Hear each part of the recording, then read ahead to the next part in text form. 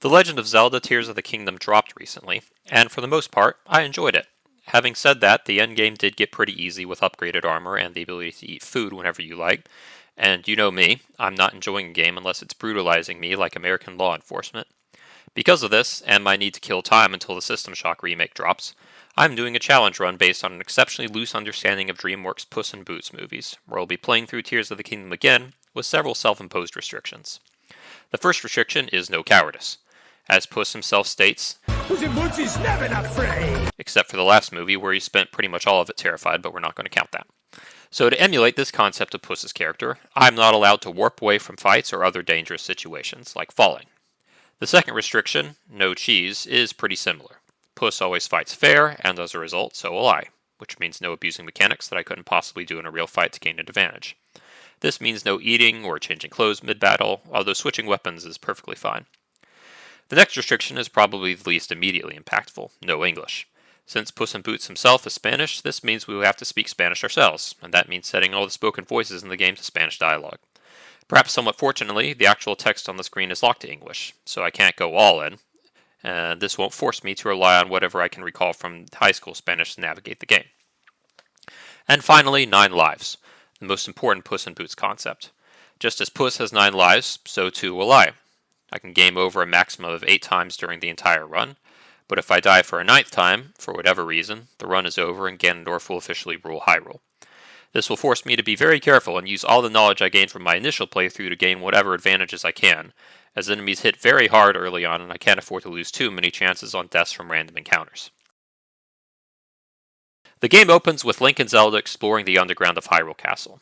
In the years since Breath of the Wild, someone has started vaping below the castle, which violates the terms of Hyrule's Homeowners Association. I attempt to sprint forward to get things started, but the game insists on having Zelda interrupt me every 10 feet, presumably so she can get as much dialogue in as possible before it yeets her off screen for the next 95% of the game's runtime. After Zelda finally stops geeking out about cave drawings, we encounter a mysterious mummy, who appears to be the source of the aforementioned vaping. Before we have a chance to inform him that the Hyrule HOA has a no-smoking policy, he fires a beam of concentrated raspberry jam at us. Link, unfortunately, forgot to bring an object that would actually be helpful for blocking projectiles, and attempts to use his sword to deflect the incoming barrage instead, which goes about as well as you'd expect. The mysterious mummy shit-talks us for a bit before leaving to violate every law of physics imaginable by yeeting a castle into the sky. Link is injured and gets carried away by a magical floating hand, while Zelda falls into the abyss before being teleported away by a rampaging plot device. I wake up some unspecified amount of time later on a collection of floating islands by the spirit of Dimitri from Fire Emblem, who has transformed into an anthropomorphic goat, presumably in order to get away from Three Houses' arguments about Edelgard. That arm originally belonged to me.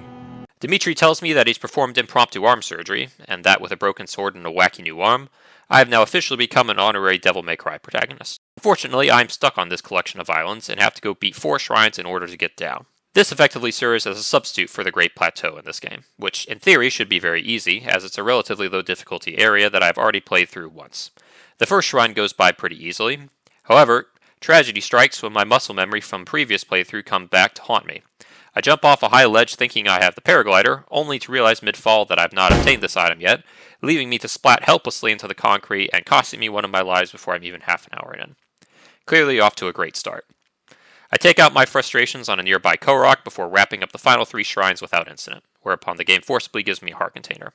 A short cutscene plays where the Master Sword disappears, and then I can finally leave the sky, letting me start the game proper.